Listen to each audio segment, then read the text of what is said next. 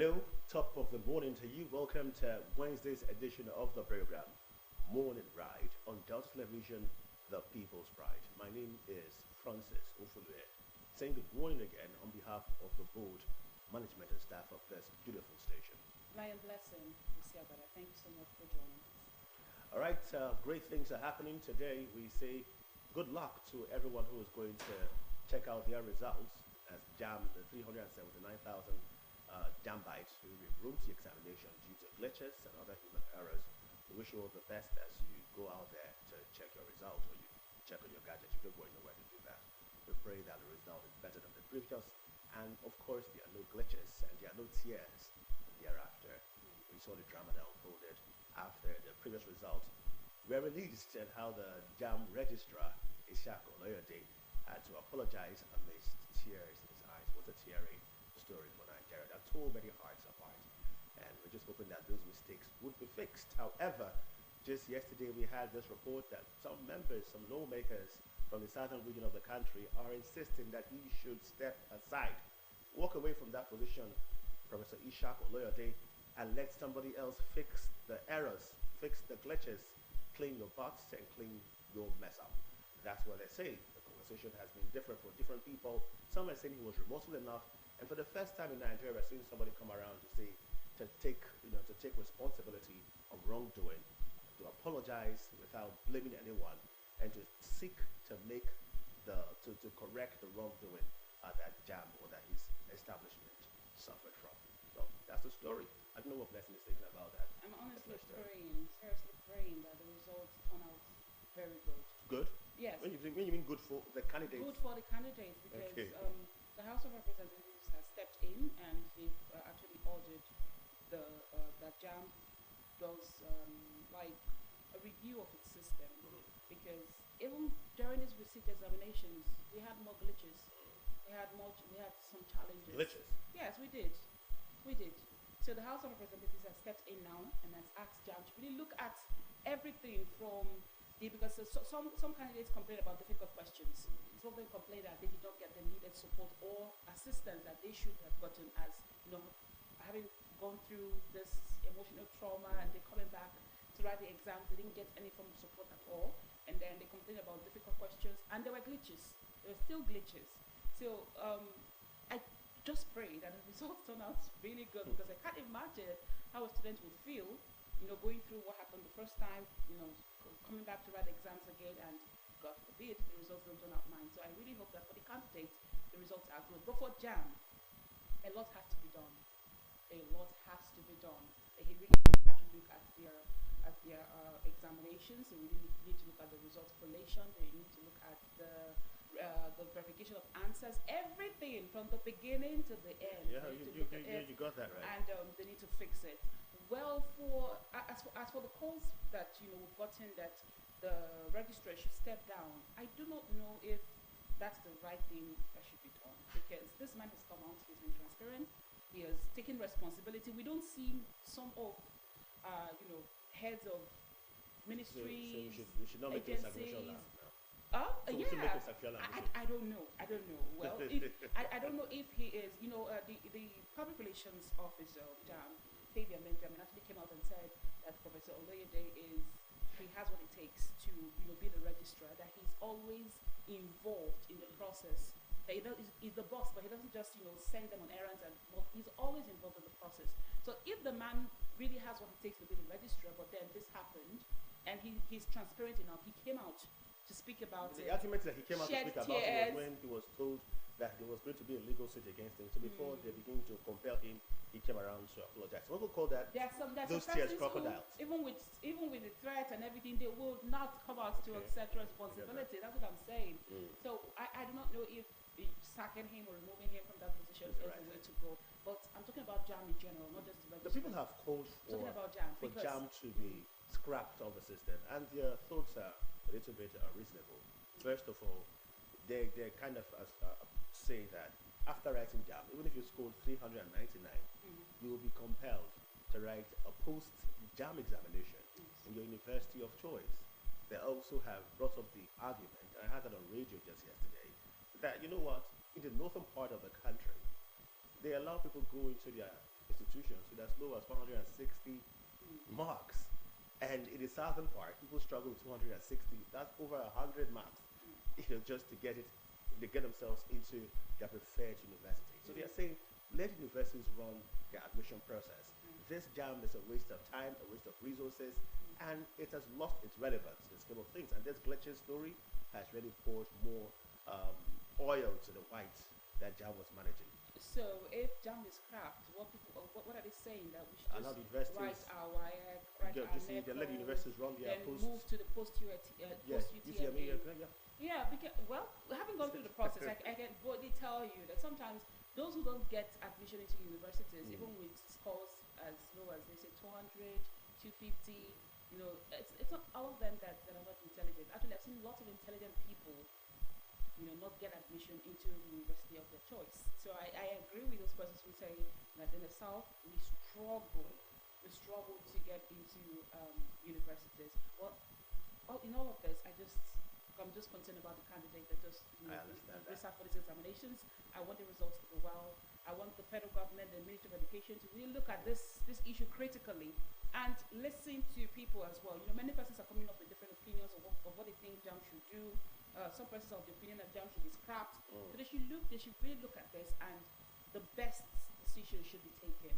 Really, that's why I said I don't know if sacking the registrar is a good one, if it will help solve these issues that we have every year, because I think that it's just because of I don't know, would I say social media now? Not really social media, but the students were loud about it. I think this failure was a mass failure. That is the reason why we saw what happened. What happened was exposed. I think last 2 years, we've had cases of glitches here and there, but these issues are not reported as it was reported this time around. So JAM really has to put its act together and look for a way to make sure that our exams are very credible and transparent.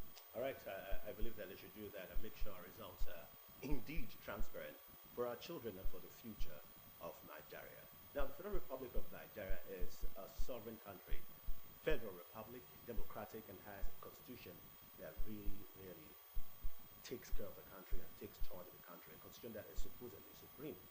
But recently in Zamfara State, we had a story that broke on the Guardian newspaper, where when Zainab Mohammed was said to have converted to Christianity from Islam and was thereafter sentenced to death.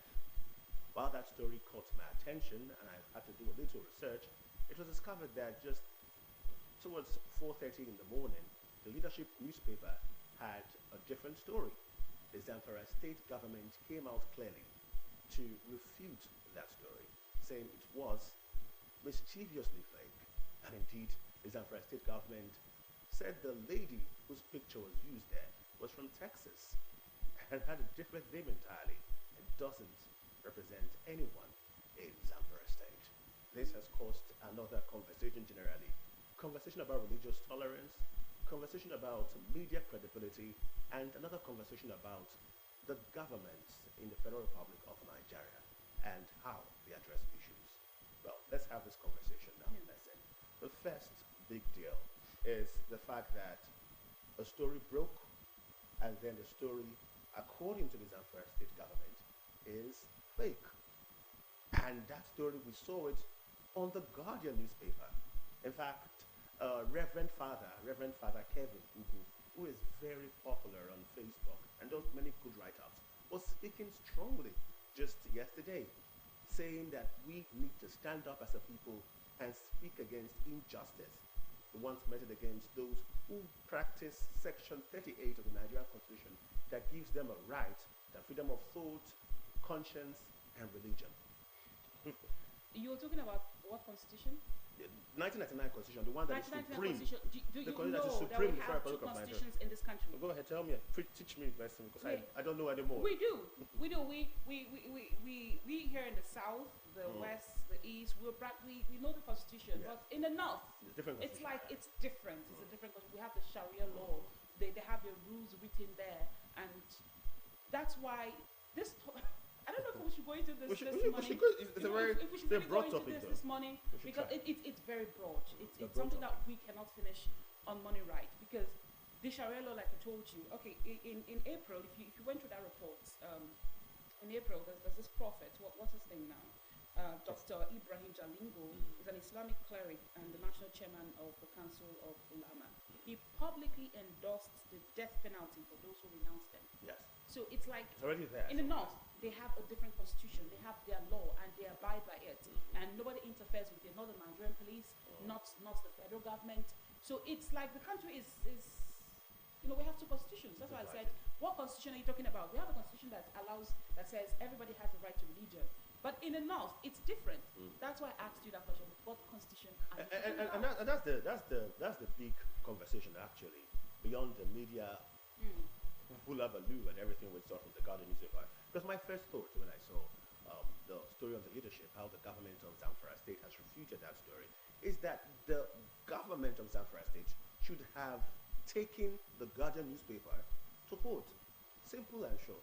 As simple as it is, you brought up a story that is potentially going to cause unrest, potentially going to mar the image of Zamfara State.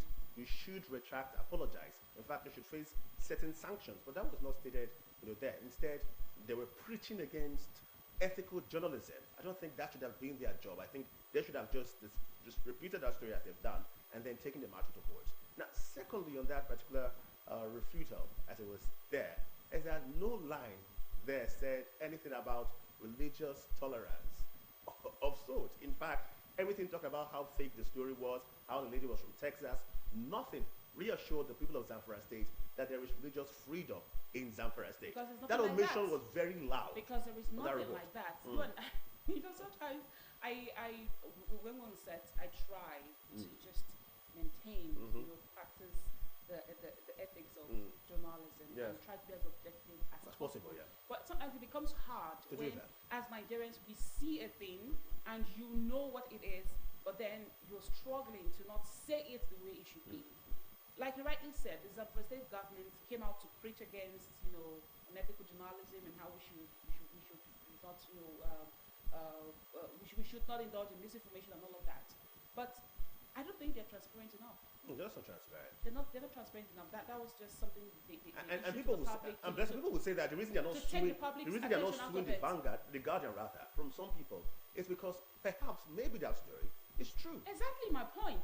Because the Guardian newspaper will not just, carry a news story that's just hearsay without doing proper investigations. So the Zamfara State government should not treat us like illiterates. Because I think that refuter just came out. We just put that refuter there to take people's attention off that story, because you and I know what happens in the north. People have been sentenced to prison. People have been killed for denouncing a particular. We saw 2020 case where that young boy who did a Christian song, how his matter was taken seriously. Yeah. We saw the 16-year-old boy who was having an argument with his friend and somehow he insulted the Holy Prophet Muhammad. We've seen several stories. In fact, there was this one-time old long story that were taught in journalism class about how a writer wrote about Prophet Muhammad, what to describe the beauty pageantry or a show, and said that even if the Prophet was alive, he would have chosen one of these girls, and we have not seen her face ever after in this country. Now, Section 10 of the Nigerian Constitution says that every state, that no state has a right to enforce a religion on its people. Now, this is where the big or broader conversation starts. We need to relook into the Nigerian polity, our setting as a people, and act in truth and in reality. Because basically, just like Blessing has already admonished us, what we are seeing on the books is quite different from what we are seeing on the streets. We have a country where, a particular state says no to alcohol, but they depend on the taxes brought from other states that sell alcohol in this country. And we call ourselves the Federal Republic of Nigeria. Now, if we are federal, just like the United States, we should practice it accordingly. Now, there's nothing wrong with a group of people making laws that govern them, the majority of them. But there's something wrong about a people being confused about the laws of their country. I would travel to the northern part of the country and believe as a Christian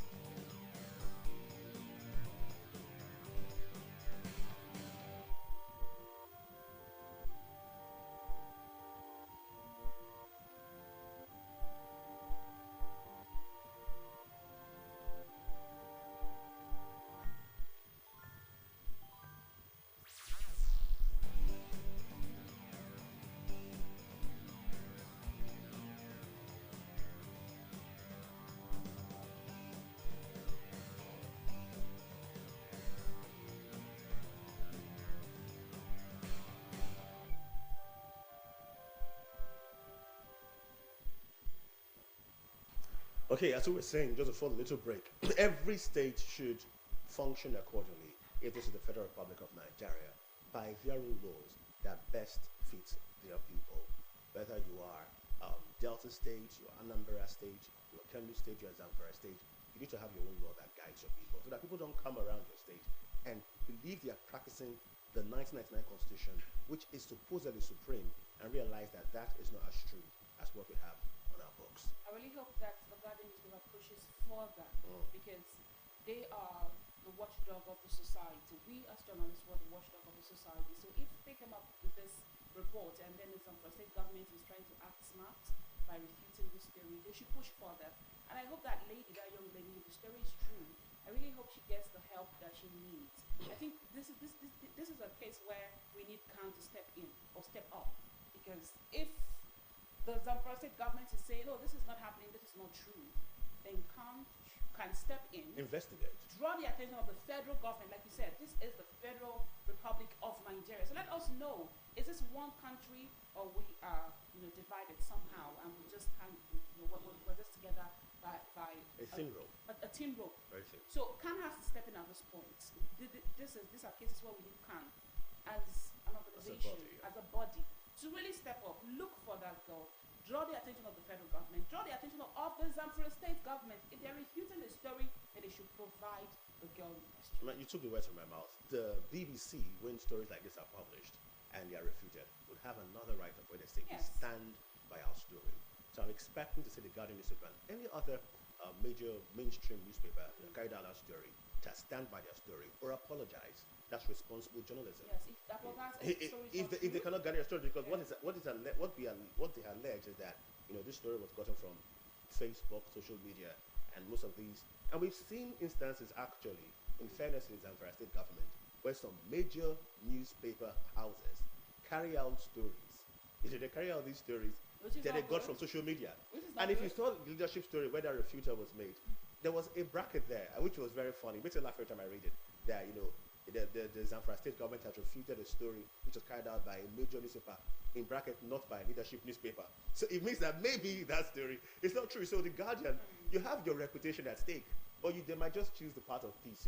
Let's avoid controversies. We probably have an Islamic boss. We don't want trouble. Let's calm the story down. But Nigeria, we need to act as a country. The Guardian cannot avoid controversies. Journalism. That's what we're made for that. We're made to face that. You can't avoid controversies. It's simple. If that story is true, you have to investigate. If the story is true, then you have to push. Like I said, push further. That is, investigate further and get the truth. Unearth the story. Unearth the truth.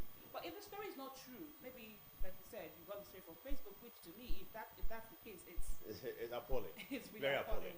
So if the story is not true, then you come up with an apology. So and this also, even the story might be true, but some of the elements there were not exactly professional. For instance, the picture, which was said to be from a lady from Texas, might be true. So in that regard, things should be checked. People respect the media, reputable media organizations like the Guardian newspaper, the Vanguard, the Punch.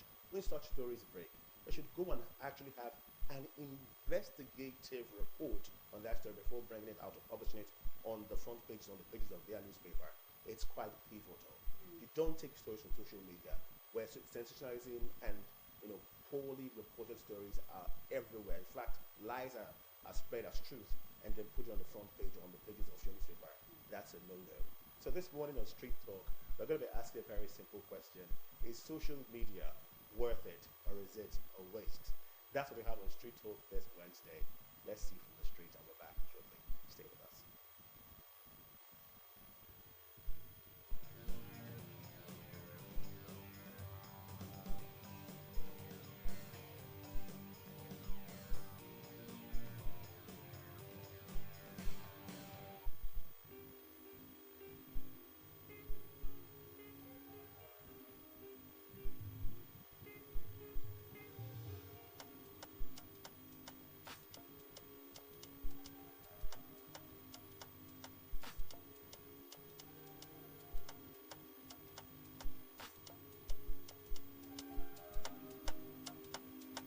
They make it juicy.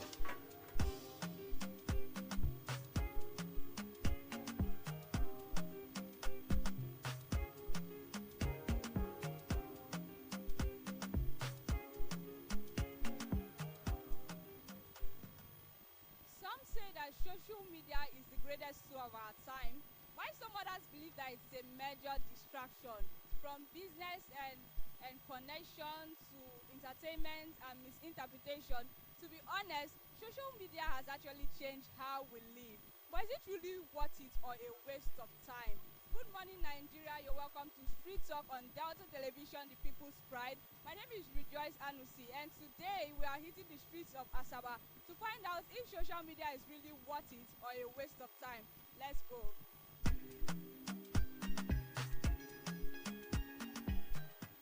Okay, ma, do you think that social media has actually impacted the society positively or negatively, and why? Okay, if I'm to say, I would say that social media has really affected the public because many people get to learn what they don't supposed to, like children now, they see what they don't supposed to see. But in terms of business, it's okay, it has impacted a lot to people because many people advertise their business through social media. Many people sell, some people don't even have physical shop anymore. It's through social media that they do their business. So based on human being like children, they see what they don't supposed to see online. So if there is a way it can be say that underage should not handle phone, I think it will be better. Okay, thank you so much, ma'am. So do you think that people spend more time on social media than engaging in real life situations with real life people? As it stands now, I think people spend more time in social media more than what they're supposed to do. Because social media are becoming something else. Understand? That maybe you see the way some are even doing in social media, that will even motivate you that I want to do such a thing like this, and you don't know how the person do that thing before he got into that social media. So let me just say social media has spoiled so many of our youth and so many of our girls. So what do you think about also like the positive side of social media? You know, some people advertise their businesses on social media. Don't you think it's actually still what? Well, in the other side, social media is good, but in the other side, some people are making it to be bad for us. Understand?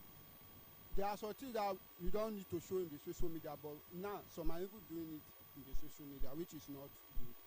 And it's affecting some of our youth and our guests. So they should create a balance. Yes, that's what I'm saying. All right, thank you so much. Okay, sir, in this modern age, do you think social media is actually worth it or a waste of time? It's not a waste of time, it's worth it. But unfortunately, social media has been abused. The reason it has been abused is that it's an all-common affair because sometimes I see a lot of persons who don't really understand the importance of social media, dissemination of information at a very quick speed. So when you say an information maybe on WhatsApp, for example, somebody sends it to you, say forward, and you are quick to forward without investigating whether that thing is true or not. So as a result of that, there are a lot of persons who, because of what they are likely to gain from maybe YouTube and all that, creation of content, they abuse some persons, create unnecessary tension in the society, and send to somebody, and the person, instead of digesting it to see the veracity of such information, he or she forwards it to somebody else, thereby spreading falsehood, instead of actually giving information that are credible enough to actually enhance the livelihood of individuals around the society. That's so true, sir. So talking about social media being a distraction, do you think there is a way people can use social media without allowing it to be a distraction? Yeah, there are so many ways. One of the ways is that the people that are given to promoting social media should also once in a while embark on the education of the people that actually use social media.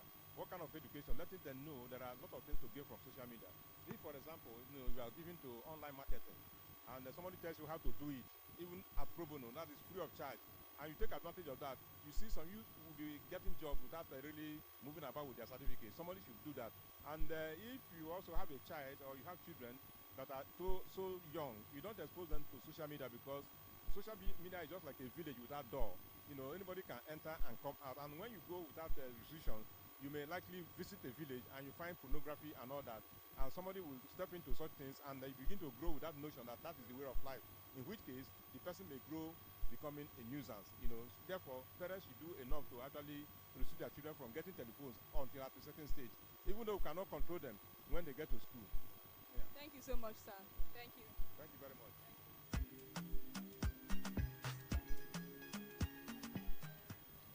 Okay, Okay, has social media actually helped you in any meaningful way, maybe business-wise or connection? Yeah. Social media have helped me um, in promoting my business and also keeping up with friends and loved ones as well. So But that's helped. okay. So do you think, because social media also comes with distraction, to be very honest, it comes with distraction. How do you think people can use social media without, allowing it to be a distraction to them, especially like younger ones? Yeah, the younger generation, I believe social media have created a lot of job. Instead of allowing it to distract you, you can just use it to create job for yourself and equally use it to promote your business. Then you can use it to reach your loved ones, and I think those are the benefits of the social media. So yeah, so social media is actually worth it, but we should at least create a balance, right? Yes, we should create a balance on it. All right. Thank you so much, sir. Thank you. So I want to ask you, social media, comes with distractions, right? How are you able to use social media without, being distracted? Like I'm being distracted with the social media. Normally, I'm not really distracted with the social media because I don't even care about social media. I don't even put all my effort, my time, like in social media. If there's any price, I can even give you like now. Or more. I even flash my phone. You don't have to just flash your phone. I will just delete everything. How much did they pay? Money day. How much money day for? Calm More. down, bro. Calm I down, don't get calm you. down, calm down. So do you think, talking about, minus the distractions, there are opportunities on social media, and that's so true. There are connections. So do you think it's not worth it, or you can decide, forget about the opportunities, the connections, I can let go of my social media account?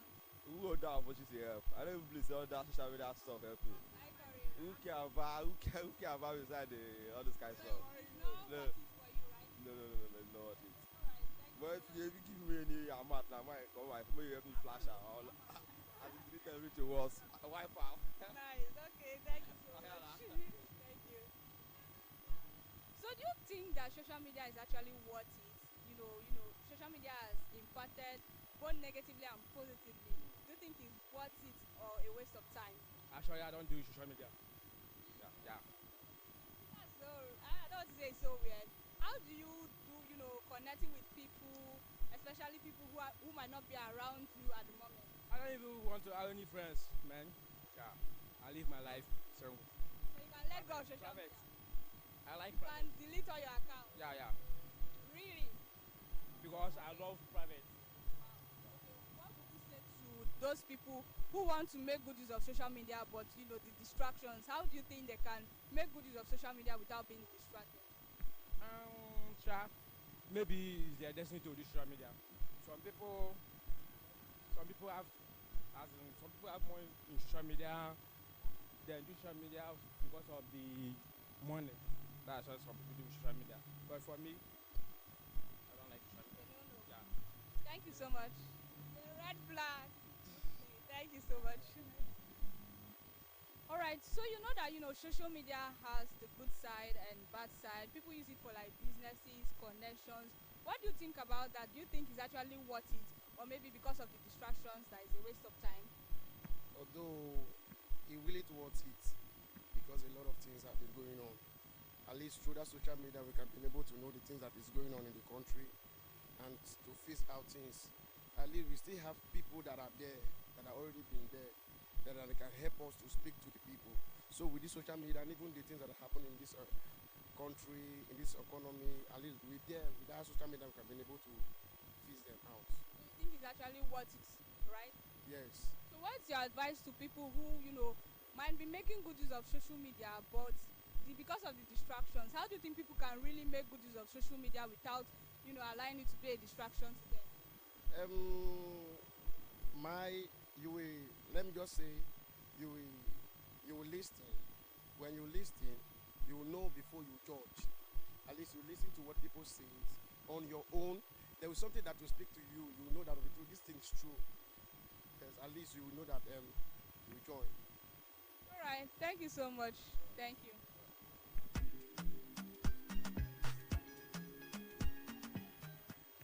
Okay, ma. Do you think social media is actually worth it, or maybe because of the distractions, like it's not worth it? Is it a waste of time, or do you think there are opportunities that people can grab with social media? It's not a distraction anyway. It depends on what is teaching or what is presenting. Because I know in social media people can learn something like skills. People can be educated on their health, even diet. So it's not it depends on what the person is watching in the social media. After all, social media is not the one that is controlling you. You are the one that is controlling the social media. So go for what you want and get it. So what's your advice to like the younger generation who might be distracted with social media? What's your advice to them? My advice is that they should not allow themselves to be watching what they are not supposed to watch. They have to choose something that will make them to be profitable and make them to advance, so that they will learn what they are supposed to learn that will help them in life. That's my advice to them. Thank you so much, ma. So do you think that social media has had a negative or positive impact on the society? No, it's not negative. We don't have negative. So you think positive impact? Yeah. Like how? You give us influence to learn more. So what would you say about people who make use of social media and it's kind of like a distraction to them? How do you think people can use social media? Tender age, they are not Even those who are adults get distracted. adults. They're supposed to use social media so that they will influence their brain, everything. So you think it has made a positive impact, right? Yeah. All right. Thank you so much. Okay. So do you think social media has actually been a distraction, or has it helped people with their businesses and connections? Yeah, it has been a distraction, but also helped a lot. Like it has been a great advantage to us. Because me as a student right now, some assignments, like if you not come online like this now, some assignments they will graduate and leave you. So that's it. And some business you want to do, like those clothes vendors and everything, they help them to like, well, some of the political things that's happening in the countries, and without them we cannot hear news. So definitely it has helped. It has impacted more in our society than destroying it. Okay, so how do you think people can use social media without being distracted? They can actually use social media once you are determined and focused. There's nothing that can distract you actually, except you open your heart to it that will distract you. So, one more question for you: would you delete all your social media accounts for any reason? No, it's not possible. Except otherwise, except it's not useful, and except it's not useful, I can delete it. But if it's very useful, no, I'm not sure I can. I'm not sure I can. Thank you so much. So do you think social media is a waste of time, or is it worth it? Yeah, let me say social media is a waste of time, and also we also have some good things they have done for people, especially me. Share like how it has helped you, maybe business wise or connection. Okay, I'm a content creator and also into movie and all that. Yeah, so that actually helped me to connect with people I know that if I sit down at home I cannot ever meet them, Okay. Yeah, so that is it. So what is your advice to people who are young like you and would like to start doing some things on social media, but they're just like, I don't want to really be distracted? What's your advice to them? Yeah, my advice to those people who are looking down on social media, I would say maybe they are not educated. Yeah. So if you're having any business, you think you need to go from one place to another before you can sell, then you are actually you are wasting your strength, you are wasting your time. So just try and go to Instagram, Facebook, create an account, a business page, and start selling your clothes. You get people to buy. Thank you so much. And before I go, see, when I don't base in Asaba. I came to Asaba. I just went to ShopRite. I was seeing a lot of girls wasting time outside. Look, they say they are doing prostitution. Man, social media too, and they can actually use it to sell their market too. You don't need to leave your home, coming to stand somewhere, and everybody will know that this person, this is the kind of job you do. Go to social media. They have a lot of platform. You can actually sell your body if you want to do.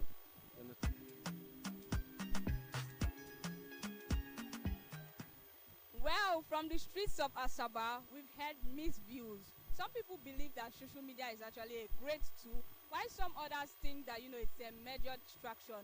Well, perhaps the real solution or the real question isn't about if social media is good or bad, but it's about how we choose to use it. My name is Rejoice Anusi, and this has been Street Talk on Delta Television.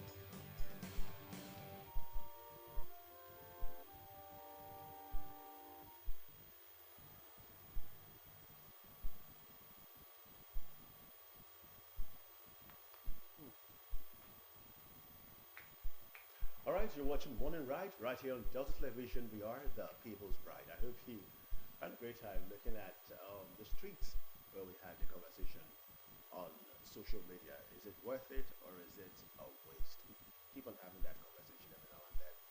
Social media has done so much, if you ask me. It has unified the world. It has aided globalization, really.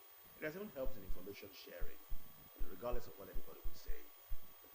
Regardless of the situations or the issues that sometimes are numerous to mention. Fake news, sensitization of stories, immorality being shared as well, and also the wrong behavior being practiced that we see on social media. Social media is not a waste, trust me. It has its advantages and disadvantages, but I think that the advantages outweigh the disadvantages, because Francis made mention of some things that social media has done, but the biggest one to me is the fact that social media has helped a lot of people out of poverty. Because people are earning big. People have become millionaires through social media. And like you said, social media has united people. People have found their soulmates. People have found business opportunities, business partners, opportunities that they would never have thought about. Imagine sitting here in Nigeria and working for a company in another country. So social media is not a waste. It depends on who is using social media. What you are getting from social media, that makes just social media a waste. Exactly. And when you talk about the wealth making, a couple of years back, not everybody could go into music. You had to please certain gods in human forms. They were the ones who ran the entire system holistically. But now, just anybody could venture into music, into the arts, and showcase their talent. And if they have the right content that appeals to people, they just might have a breakthrough. In fact, we've seen YouTube movies circulating in Nigeria, such wealth creation, really. Yomoni Obolis, the Ruth Kadiris, and many other young people. We even had a colleague one time stop working with us, and he's now doing his YouTube movies, and he's doing really good for himself. So people have become employers of labor in a time where the Nigerian economy is going through a lot, and where we have people who try to defraud. We have people who stand firmly doing legitimate business via social media. That's a very strong point, Blessing. And we really hope that it continues and that Nigerians are engaged rightly and join in the entire community of the world via globalization so that we can stand strong and take our pride of place thanks to social media. And then for you, the user, ensure that social media does not become a tool to destroy your life. The truth is, it's just like a vehicle. Depends on how you ride it. Ride it properly and you get to your destination. Wrongly, you would crash and go 6 feet under the ground before your time. Next is paper review segment right here on Morning Ride. We have several papers to look at. The Vanguard, the Punch, the Daily Times. I think 7 papers precisely. We start first, or 8 of them. We start first with the Vanguard newspaper this morning. This is paper review. The big story on the Vanguard newspaper this morning says, NAS budgets disagree over 6.93 million naira. No, that's wrong. I'll go again with the headline. It says, pardon, NAS budget disagree over 6.93 trillion naira projects in budget 2025. And then at the top strip, UTME result due to human error, not technical glitch, coming from Reps. Time magazine names Aliko Dangote among top 100 philanthropists worldwide. 2027, 5 Southeast governors are with Tinubu. This is coming from Umahi. At the top most strip, we have discussed performance in power supply, disappointing, and this is from the federal government. At the bottom strip, how stray bullets killed WAEC students during chase in Ibadan. On page 7, on page 13, 2.9 million Nigerian children suffering from severe malnutrition from UNICEF. In sports, we have doping. 6 athletes sacked from sports festival. It's quite sad.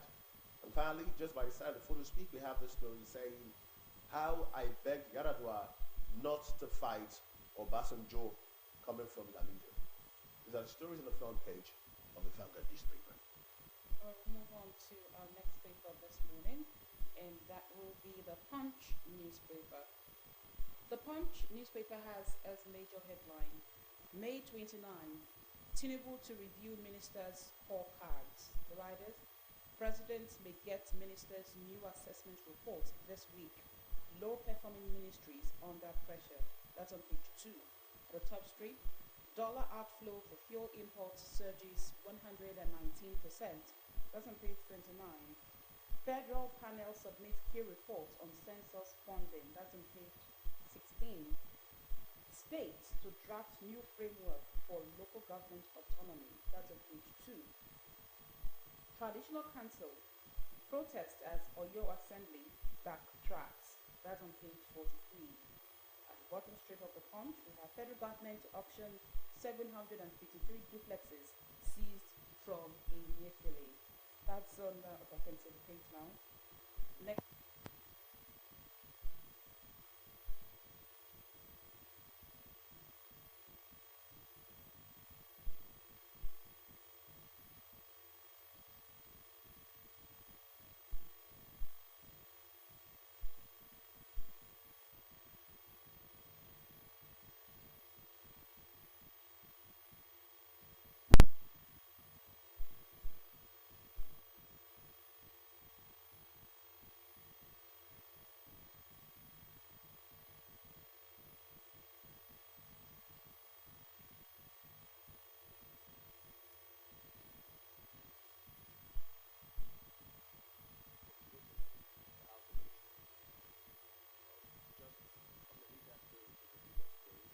Idris Tinubu's reforms initially triggered hardship, now yielding immeasurable outcomes.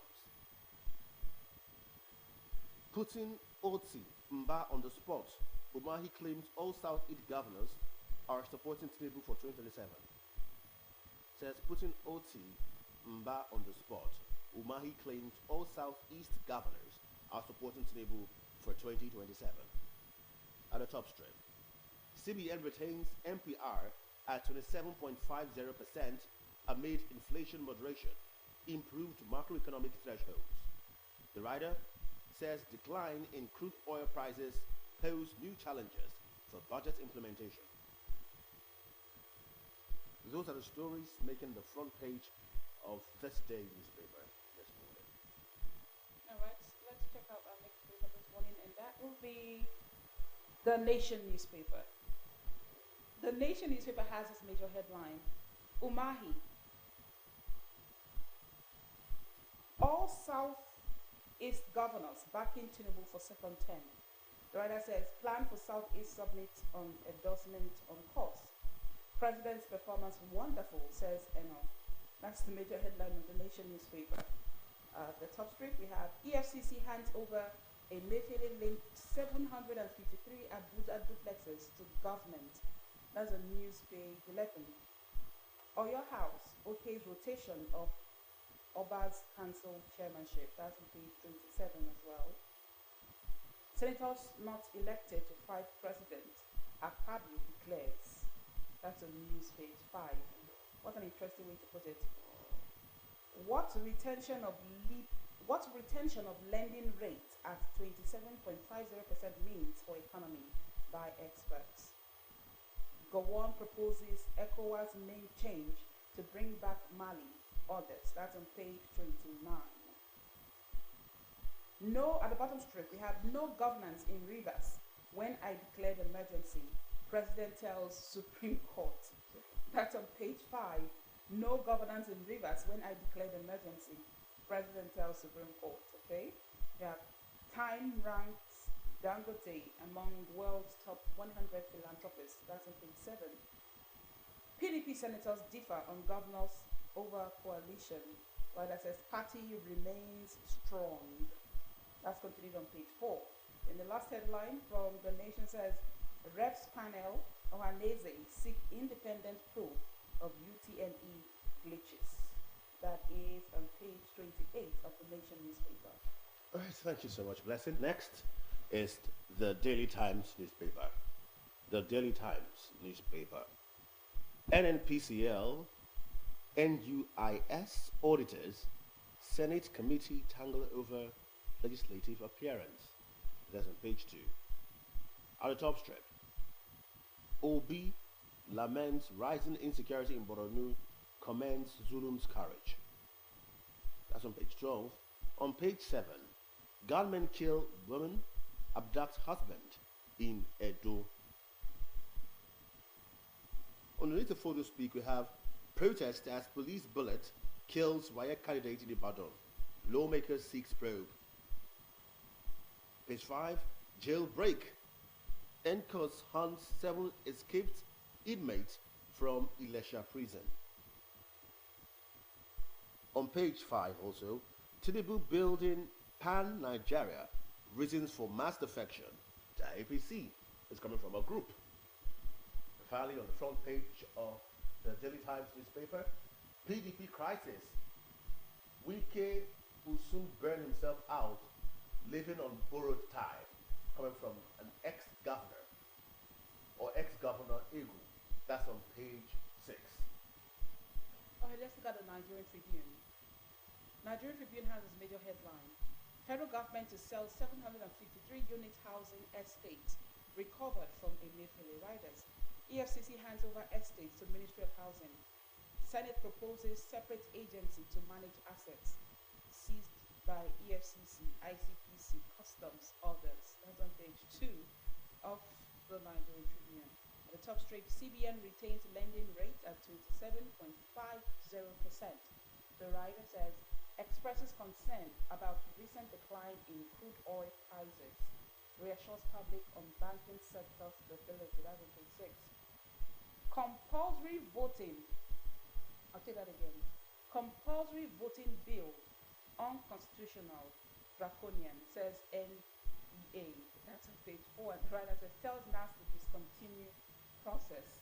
At the bottom strip, Ondo Amotekun rescues 10-year-old boy from child traffickers, organ harvesters. The writer says suspect arrested. That's on page 3. That's a good one. Lagos Calabar Coastal Highway. Tolling begins December, says Umahi. Says all Southeast governors support Tinubu. That's on page 13. Time magazine names Dangote among world's top 100 philanthropists. That's on page 4. Protests as stray bullet kills Wayek candidate in Ibadan. That's on page 2. Oyo Assembly okays rotation of chairmanship of Obas among Alafin, Olubadan, Son. Rather says lawmakers from Oyo town stage a walkout. That's on page 13. What's the last headline? All right, so let's look at our next paper this morning, and it's the Punch newspaper. All right, let's look at the next one. We'll check out the Guardian newspaper this morning. The Guardian newspaper is next. Big headline. MPC seeks fiscal support on Naira. Stability retains interest rate at 27.5%. Take that again. MPC seeks fiscal support on Naira stability, retains interest rate at 27.5% on page 6. At the top strip, ICPC busts bank accounts of 6-week bachelor's degree rackets. On page 3, On news page 5, budget uncovers 11.22 projects worth 6.93 trillion naira inserted into 2025 budget. On page 7, we are sacrificing quality for quantity with universities proliferation, says Bajabia Mila. And we have this one by the side of the photo speak, which is graphics, and we have a CBN governor there. The stories here say LASG clarifies water sachets, PET bottles not included in single-use plastic ban. Lagos State government in action. That's on news page 7. On news page 7 also we have Gateway 2025. Over 10 million Adire clothing sold in 10 days, says Oloda Olupade. Gateway 2025. Over 10 million Adire clothing sold in 10 days, says Olubade. ECOWAS at 50. Gowon restates Nigeria's foreign policy thrust as Akpabio urges unity, stability. On page 5. PDP turmoil escalates with Southeast factions at odds over secretaryship. That's on news page 6. Umahi affirms Southeast governor's support for Tinubu's second-term bid. On page 29. FG to dispose 753 housing units linked to Emefiele. That's on news page 5. Those are the stories on the front page of the Guardian newspaper this morning. Now we look at the Daily Independent. Daily Independent newspaper, major headline: Reps vow to identify UTME glitch culprits, take action. Writer says crisis due to human error, not technical glitch. Okay, that's a new angle to the story. Okay. Says crisis due to human error, not technical glitch. Yes. We're waiting for that investigation to be over to see if that's really the case. At the top strip, we have Southeast leaders planning to endorse Tinubu for second term, says Umahi. All right. We are not elected to fight the executive, says Akpabio. At the bottom strip, MPC retains rate at 27.50% on FX market stability. PMS price drop. That's on page 29. Governor Mba tax federal government on Enugu's 13% oil revenue share. That's on page 6. Protest rocks Federal Ministry of Finance over unpaid allowances. That's on page 29. FCT Council poll, APC begs chairmanship nomination form. Oh, APC pegs chairmanship's nomination form at 20 million naira. That's on page 6. PDP begs Southeast chapter not to dump party. That's on page 7. Tinubu's forest guards catalyst for food sufficiency, says experts. The last headline on the front page of the Daily Independent this morning says, Time magazine names Dangote among world's top 100 philanthropists. Thank you, That's Dangote. on page 6. I don't know if we've looked at the Nigerian Tribune. Have we done that? Okay. Nigerian Tribune. Yes, we've done that. We're done with the paper headlines this morning. Let's get back to the studio and have a little, that's a tete-a-tete with these stories that are rocking the front pages here this morning. We've seen many of them, and the JAM story has been really, really defined in several factors. Says human errors. I told you that the House of Reps, they're serious about this one. Yes, but the thing is, will they really carry out an independent, transparent investigation, come out with something tangible, and then look for solutions to correct?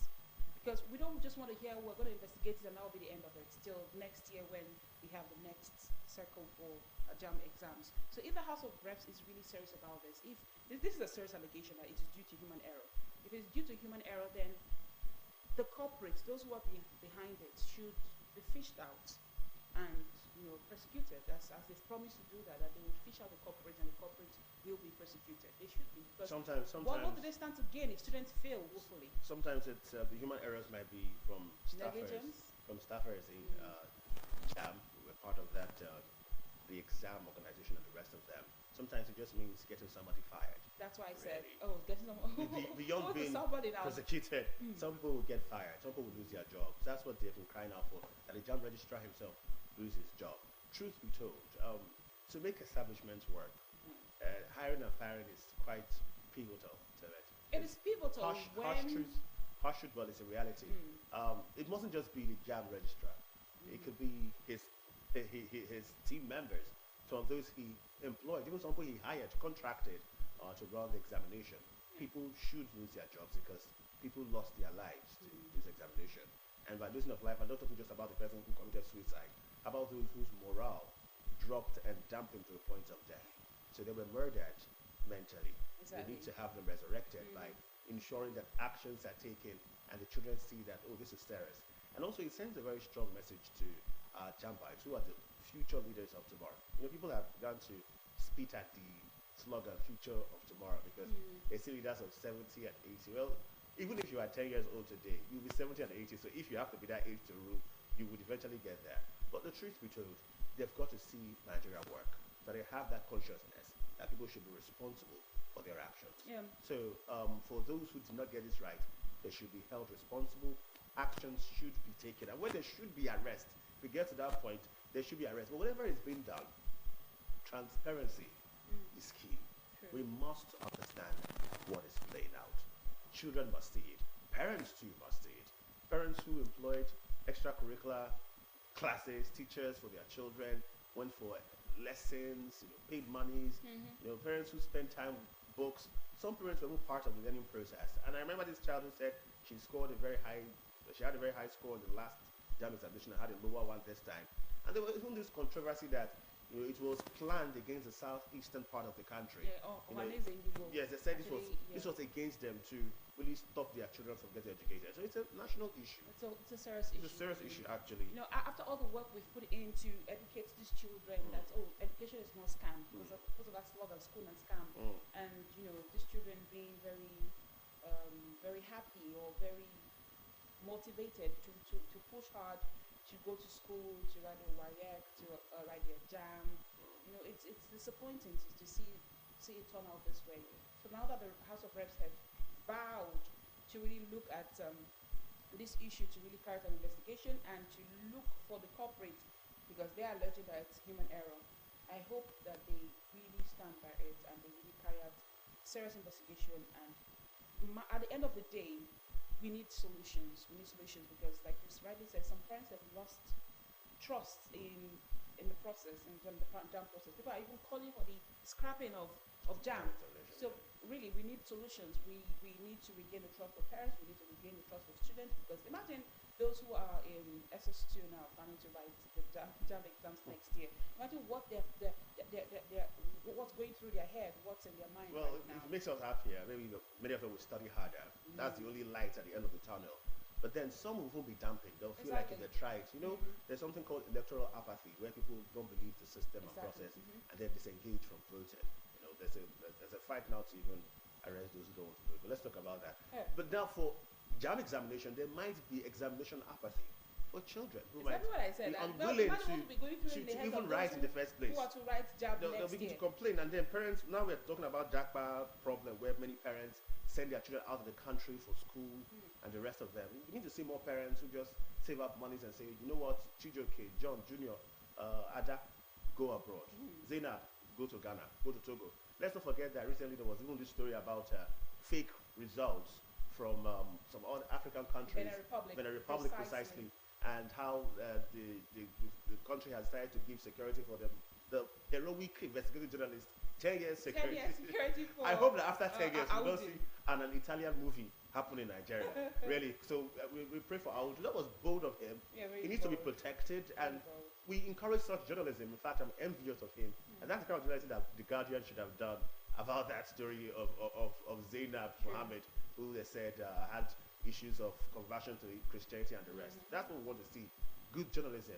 But we also want to see a good system in Nigeria, and that includes the Unified Tertiary Matriculation Examination Body, JAM. They should ensure that everything is transparent and people understand. Still talking about that Umar Audu's case, that investigative journalist, 10 years. it shows just like how the House of Reps is now saying that this is due to human error, not technical glitch. That story shows that there are persons in the Ministry of Education who are just there to make sure that they make money. They make money, and then the certificates that are being brought to them, they don't care if it's original, if it is.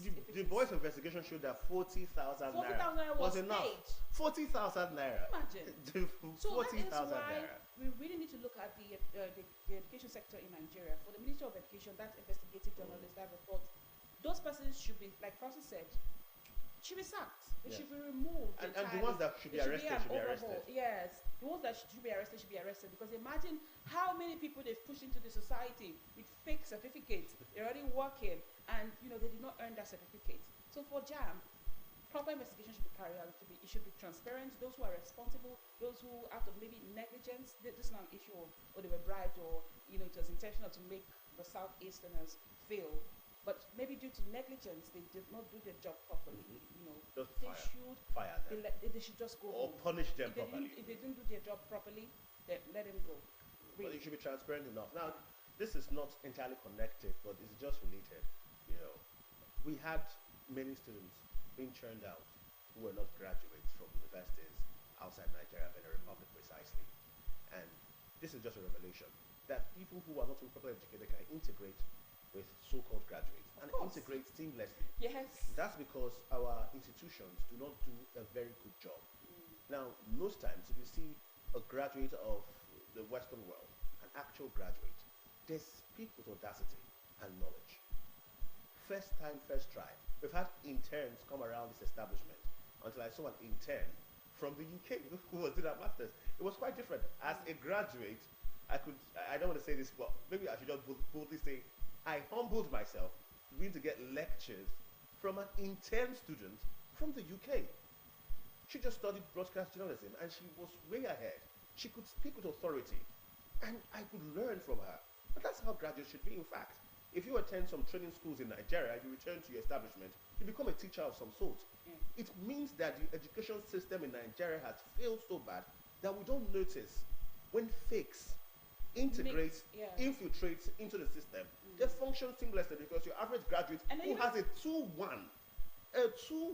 result, that's how they call it, either a 2-1 or a first class, no, 2-1 mostly, or a second class lower division, can just come to an office ignorantly, totally unaware of what's going on in that establishment, and begin to learn afresh. Amongst us, the sad part? The fake graduates, like we called them this morning, the fake graduates not only integrate with the real graduates, but sometimes they get better job opportunities. Yes, they do. They are placed in higher ranks than those who actually went to school, struggled let's certificate. destroy tables here. They talk about polytechnics, and there's this discrimination against polytechnic graduates who probably have studied properly. In fact, let it be known that many of them spend 1 year of internship where they learn properly about what they're about to practice. Their future ambition is quite understood in their place of work. And fast forward to when they are graduates, they are relegated to the back seats. University students are given special treatment. And some of them are very ignorant about the job procedures. They don't even have an idea of what goes on. A good instance is Delta Broadcasting Service. We have people who come for internship from Polytechnic, spend 1 full year, and they learn very well. Interns from universities spend 2-3 months. They got a little knowledge. Actually, they are for the trained. It's one year, 4 months. 1 year, 4 months. They spend time. They understand the system, the education of that job. They understand it very well, so that when they enter the market, they become valuable. You don't start teaching a graduate altogether. Sure. These are the issues. So when we talk about the JAM issue, how bad JAM has gone, we have graduates coming out from Benin Republic who were not even trained, and they integrate with so-called graduates who cannot defend their results, regardless of how they graduated. Many of them, blessing memorized all through university. They memorized everything. They memorized the theory of. They just tell you the theory of this state that they can just tell you theories. They don't know how to do these things. In fact, in Delta State, God rest her soul, Shemite Bello had this certificate thing that she pushed around, where you have to know what you are doing. Exactly. If you don't know what you are doing, then get the hell out of here. Leave this place. You have to know what you're doing. It hurts a whole lot. So next on morning ride, I in think fact, we are done with this. Next on morning ride, we're going to even look at technical education and talk into that. Have that conversation right here. We'll talk to the technical education boss, the commissioner of technical education, and we'll find out how far these guys are going. Because if we want to succeed as a country, if we want to succeed as a state, we must look at those who understand the techniques of what they practice and do it properly. And we must not relegate them. In fact, we must honor them, and they must, on their own, prove to be honorable when they enter the market. Next to Morning Ride, the Commissioner, Technical Education, right here with us. Stay.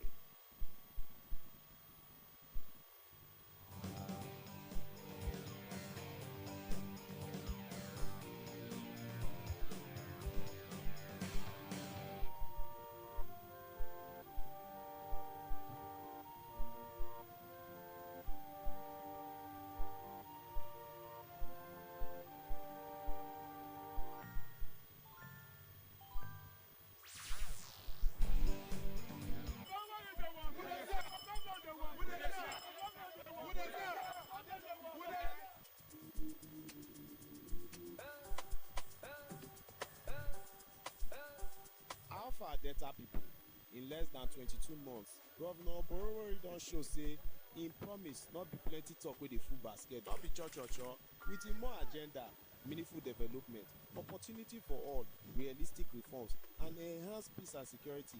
Progress don burst out everywhere. Im don upgrade over 500 roads, initiate over 300 new ones, and build plenty bridges wey dey connect our communities.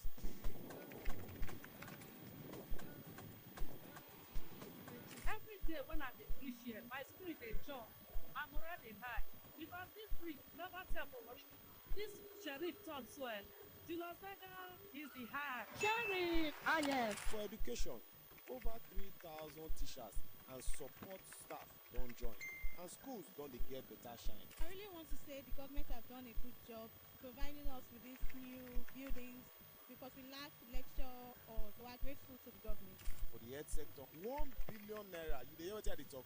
1 billion naira don burst out our health insurance. Hospitals don dey get better modern equipment, and new health colleges don open. Every day, changes dey happen for Delta State. For agriculture, 1 billion naira intervention fund dey help our farmers to produce better food. Make we not begin to dey talk about empowerment sef wey dey sup for the state. Sheriff don touch over 250,000 lives for the state. Our administration is fully committed to what government expected to do for its people, which is to empower them to overcome the challenges of life and enable them to achieve their full means of happiness. Everybody no go laugh for his life, his generation no go laugh. As he remember me, remember my daughter today, make God remember her. He go come again, we go see follow am again. Our hard-working civil servants also dey enjoy support, and for our security agencies, they don get 66 security vehicles when our governor don say make e enter the road, make e protect people for the street. Thank you for the support that you are giving to the police command and other security agencies in the state. Okodo just dey go round every sector to make sure say everywhere valash. Make una know say this one na proof say Governor Borowori dey talk the talk, he dey do the work, and na man wey dey win award sef up and down. We are giving you this award as the most all-inclusive governor of the year 2025. Dis na sign say im dey bring hope and progress for every corner for Delta State. Make we join hands celebrate our leader wey truly dey make Delta State dey shine.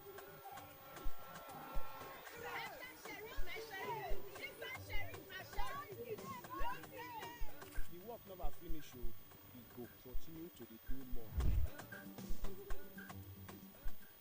Do you know you can now attend a court section in Delta State without ever stepping into a courtroom?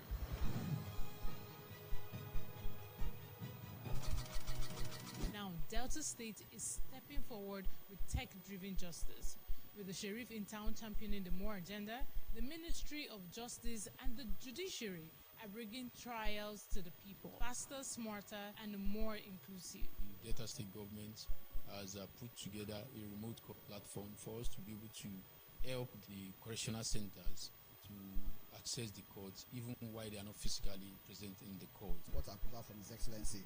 So the funds were released, the equipment has been purchased, we've done a lot of innovation at Ogwashku. And I appreciate His Excellency, the Governor of Delta State, who has made it possible for the Visual Court to come to Ogwashku Custodial Center. Justice in Delta is now a click away.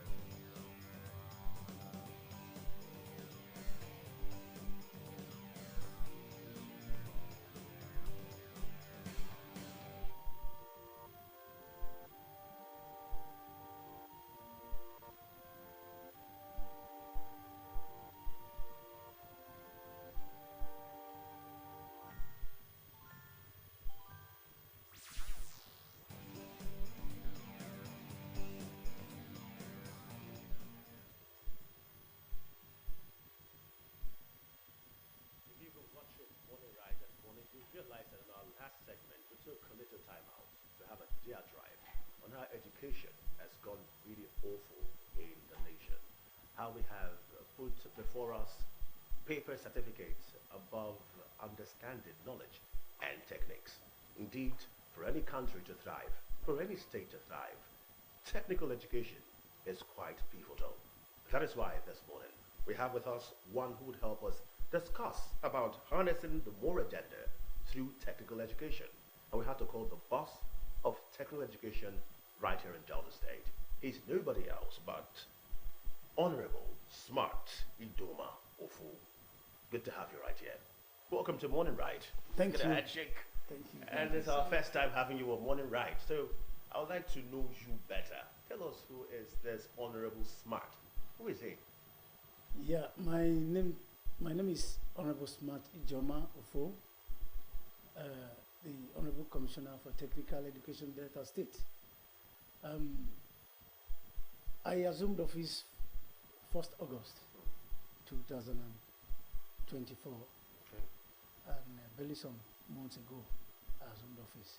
Before now, I served various capacity. I worked in Olam Nigerian Limited, Lagos, for about 24 years, and as I resigned as most senior management manager in cocoa procurement throughout Nigeria. I was the most senior manager in cocoa procurement, and I resigned, started my own outfit at Cross River State. I was into procurement and export.